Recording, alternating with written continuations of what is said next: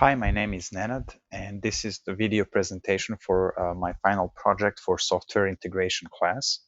Today's video, we're going to show the process of creating a simple Java Spring Boot application. And we're going to show the integration of the tools such as Git, Maven, Jenkins, Docker, Kubernetes, and Datadog. So to start with, I used the Spring Boot initializer program to create a simple Spring Boot Java application. And we specified Maven as a build tool engine. We specified it's a Java 17, packaging is jar, and we added a couple more things here to get started. Once this app is created and downloaded, we can import it in our IDE tool. I'm using IntelliJ here.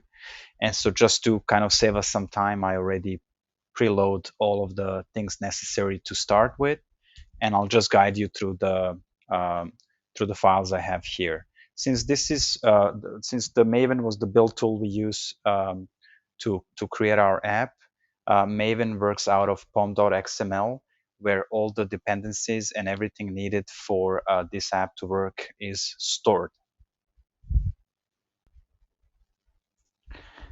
Any dependency needed for this application to run can be downloaded from the Maven global repository, or simply typing for that plugin that we need. Maven also has Maven goals that we can execute in regards to the testing, or packaging, or installing our application.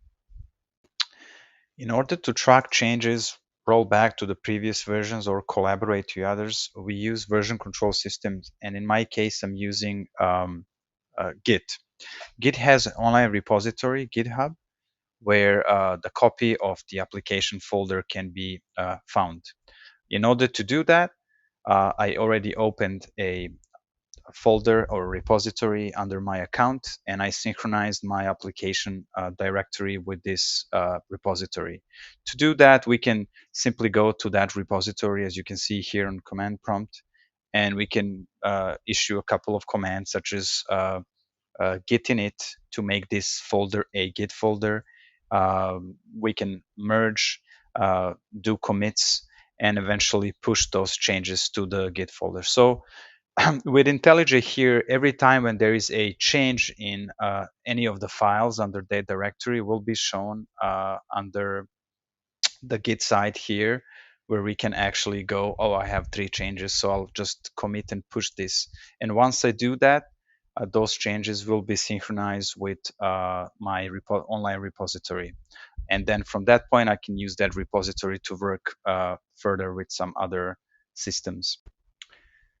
Another important aspect of app development is testing. And since my application is very simple, I created 2 test classes with 2 tests to test my methods.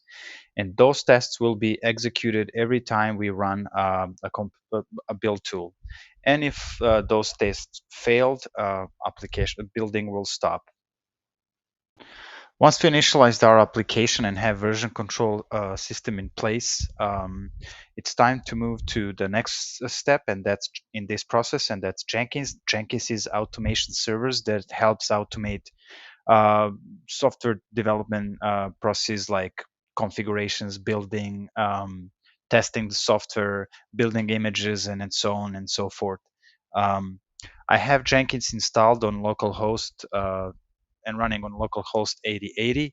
To run a Jenkins job, we create there are different options, but in this case, I created a Jenkins pipeline.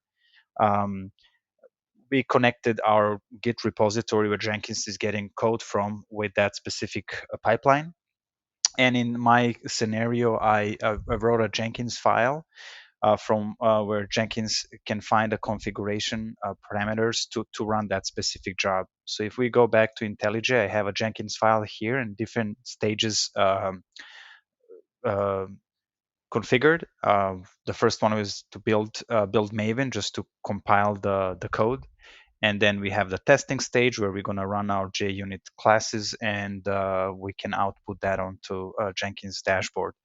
And I have the third stage here as an install, and it's gonna run a Maven clean install command.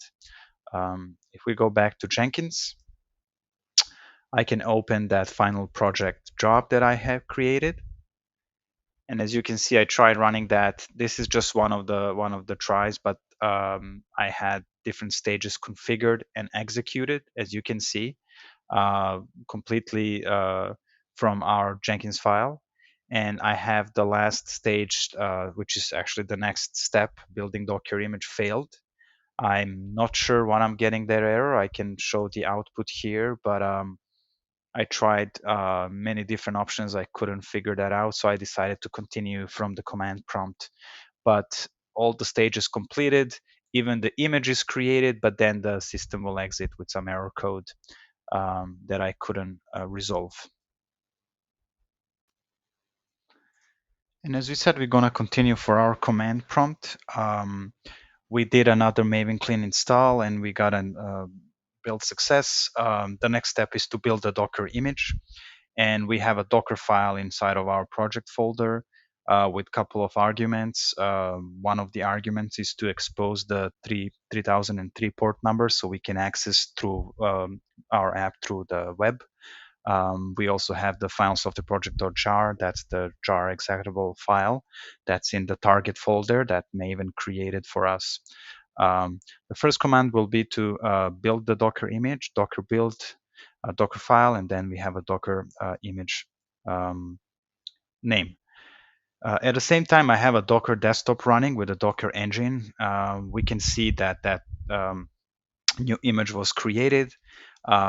Also, the next step would be to run that Docker container. Um, if I just go just a second.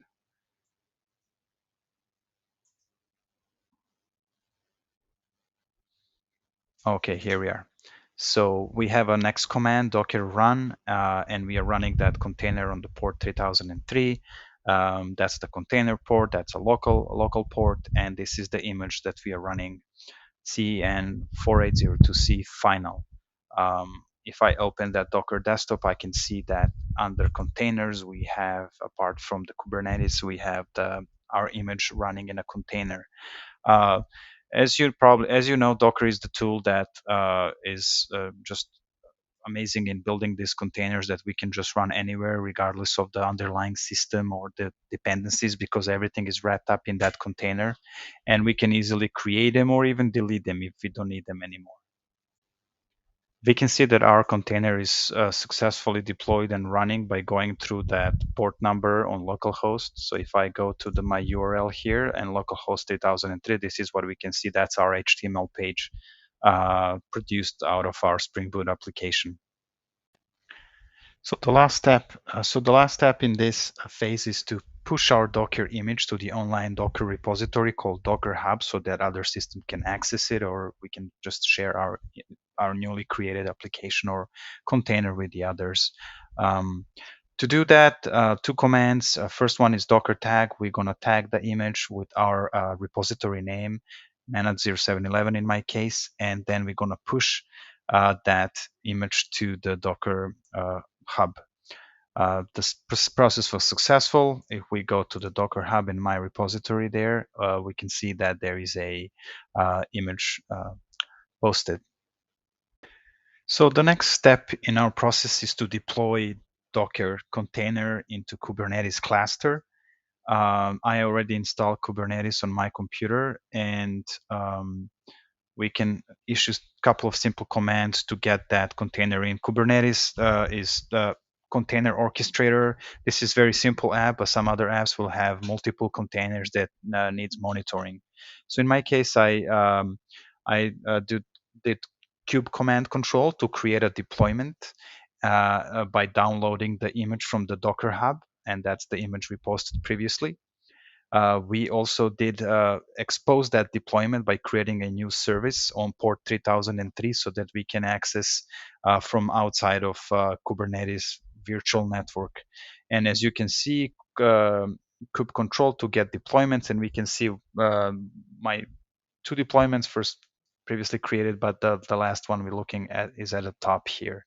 By opening another tab on command on the Windows shell here, we can access Kubernetes dashboard and see the status of our deployments. As you can see, I have that deployment up and running. It's here, and that would conclude our Kubernetes step. And for the last step, we installed the Datadog agent via daemon set on a Kubernetes cluster to give us the information about our deployment. As I installed it using a YAML file with my credentials from the Datadog website. As you can see here, daemon set Datadog agent, and if we go to our Datadog dashboard, we can see our deployment and all the other informations about that. Just to keep an eye, and this goes into great detail, just to keep an eye on our deployment and make sure that everything is up and running. And this will conclude our today's presentation.